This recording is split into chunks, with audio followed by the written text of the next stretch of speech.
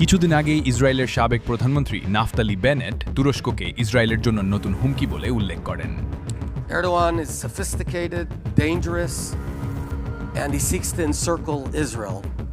Naftali বেনেটের এমন মন্তব্যের পরই তুরস্ক প্রকাশ করল আন্তঃমহাদেশীয় ব্যালিস্টিক ক্ষেপণাস্ত্র। যুক্তরাষ্ট্র, রাশিয়া ও চীনের মতো দেশের পর এবার আইসিবিএম বা আন্তঃমহাদেশীয় ব্যালিস্টিক ক্ষেপণাস্ত্রের এলিট ক্লাবে নাম লেখালো এরদোয়ানের দেশ তুরস্ক। শব্দের চেয়ে 25 গুণ বেশি গতিতে ছুটে চলা এই ক্ষেপণাস্ত্রের নাম দিয়েছে ইলদিরিম হান, যার অর্থ বজ্রপাত। তুরস্ক চাইলে নিমিষেই ধূলিসাৎ করতে পারবে ইউরোপ, এশিয়া বা আফ্রিকার যে কোনো প্রান্ত। বিভিন্ন তথ্যমতে জানা যায় ক্ষেপণাস্ত্রটির রেঞ্জ 6000 কিলোমিটার। সবচেয়ে বড় আতঙ্ক এর গতি।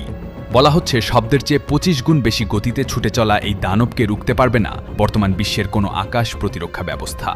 ক্ষেপণাস্ত্রটি 3000 কিলোগ্রাম বিস্ফোরক বহনে উপযোগী। তবে শুধু ইলদিরিমহান নয়, তুরস্কের সাহা 2026 প্রতিরক্ষা প্রদর্শনীতে সামরিক মাস্টারমাইন্ড সেলচুক বাইরাক্তার উন্মোচন করেছেন নতুন 3 ধরনের কামিকাজে ড্রোন। এগুলো দলবদ্ধভাবে আক্রমণ করে যে কোনো শক্তিশালী রাডারকে ফাঁকি দিতে সক্ষম। তুরস্কের বার্তা স্পষ্ট, যুদ্ধে তারা এখন আর কারও মুখাপেক্ষী নয়।